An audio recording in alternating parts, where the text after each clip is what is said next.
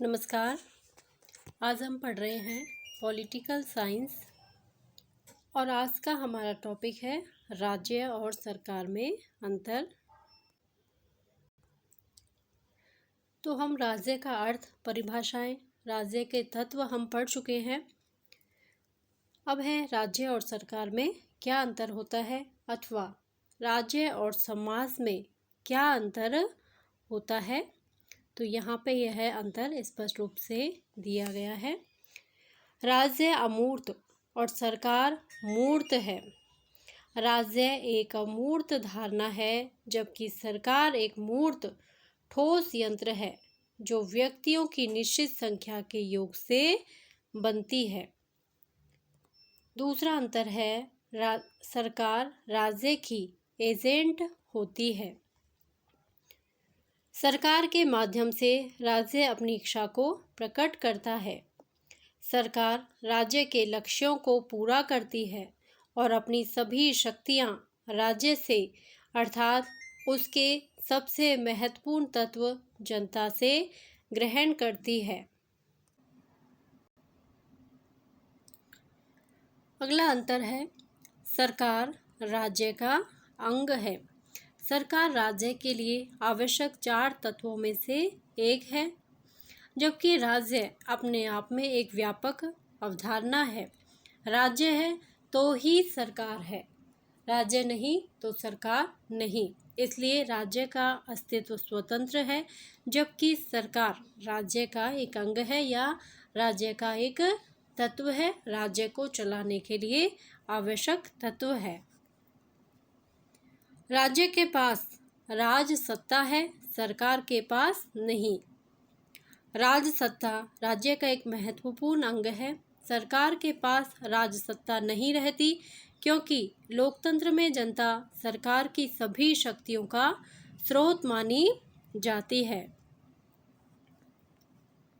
अगला अंतर है सरकार परिवर्तनशील जबकि राज्य क्या होता है, स्थायी होता है।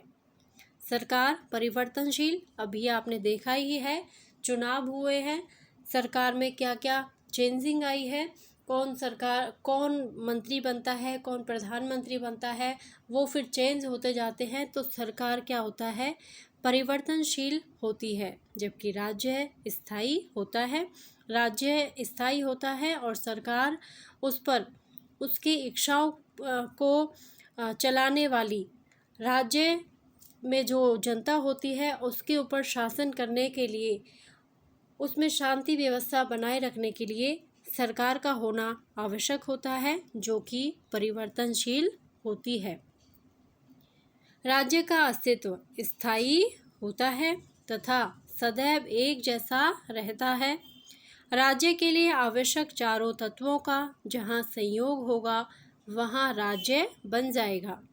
परंतु सरकारों के अनेक रूप होते हैं तथा सरकारें परिवर्तनशील होती हैं। सरकारों में परिवर्तन अनेक कारणों से हो सकता है, जैसे निर्वाचन, सैनिक क्रांति, विद्रोह, आक्रमण आदि।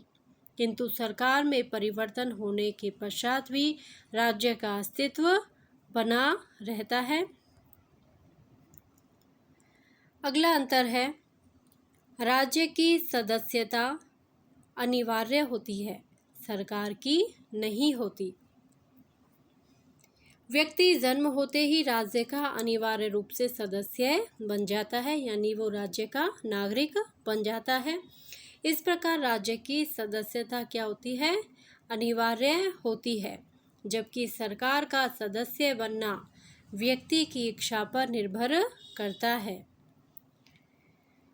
राज्य के लिए क्षेत्र अनिवार्य, सरकार के लिए नहीं होता। कई बार एक प्रदेश की सरकार दूसरे राज्य में भी स्थापित हो जाती है। उदाहरण के लिए दूसरे विश्व युद्ध में जब नॉर्वे की जर्मनी से हार हो गई तो नॉर्वे की सरकार इंग्लैंड में आ गई और वहीं से कार्य करने लगी। तो एक सरकार दूसरे राज्य में स्थापित हो जाती है, जबकि राज्य नहीं हो सकता। दूसरे विश्व युद्ध के अंत में जब जर्मनी की पराजय हुई तो नॉर्वे का सम्राट अपने देश को लौट गया और नॉर्वे की कानूनी सरकार अपने देश में दोबारा काम करने लगी, जबकि राज्य का अपना एक निश्चित क्षेत्र होता है जिसके बिना राज्य का निर्धारण नहीं किया जा सकता। अगला अंतर है सरकार का विरोध किया जा सकता है, यानी कि सरकार के विरुद्ध जनता हो गई है तो सरकार को हटाकर दूसरी सरकार वो चुन सकती है, दूसरा राजा चुन सकती है। तो सरकार का विरोध किया जा सकता है, राज्य का नहीं किया जा सकता। सरकार की अनुचित अथवा जन विरोधी नीतियों और कार्यों का नागरिक विरोध कर सकते हैं, जबकि राज्य एक अमूर्त संस्था है जिसका कि नागरिक विरोध नहीं कर सकते। तो ये थे सरकार और राज्य में प्रमुख अंतर। अब राज्य और समाज में क्या अंतर होता है? राज्य एक राजनीतिक व्यवस्था, समाज एक सामाजिक व्यवस्था होता है। पहले हमने क्या पढ़ा था? राज्य और सरकार में अंतर पढ़ा था। अब क्या पढ़ रहे हैं? राज्य और समाज में अंतर। तो राज्य क्या होता है? एक राजनीतिक व्यवस्था होता है राज्य, जबकि समाज क्या होता है? समाज एक सामाजिक व्यवस्था होती है। समाज से उन मनुष्यों का ज्ञान होता है जो परस्पर सामाजिक बंधन में रहते हैं। राज्य समाज का वह यंत्र है जिसके द्वारा समाज में शांति स्थापित होती है। दूसरा अंतर है समाज के पास प्रभु सत्ता नहीं रहती, राज्य के पास रहती है।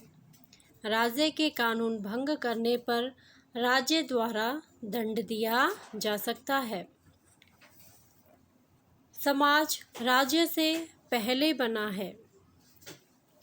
जब मनुष्य संगठित नहीं था, घुमक्कड़ तथा कबीलों के रूप में रहता था, तब भी वहाँ समाज था।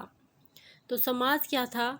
मानव के आपसी संबंध, जिस दशा में, जिस रूप में मानव जिस समाज में रह रहा है, वहाँ समाज के लोगों से उसका संबंध, यही क्या था? समाज था। जब समाज आपस में संगठित होते गए तो एक बहुत बड़ा समाज बना। बहुत बड़ा समाज यानी कि फिर वो राज्य का रूप ले लेता है।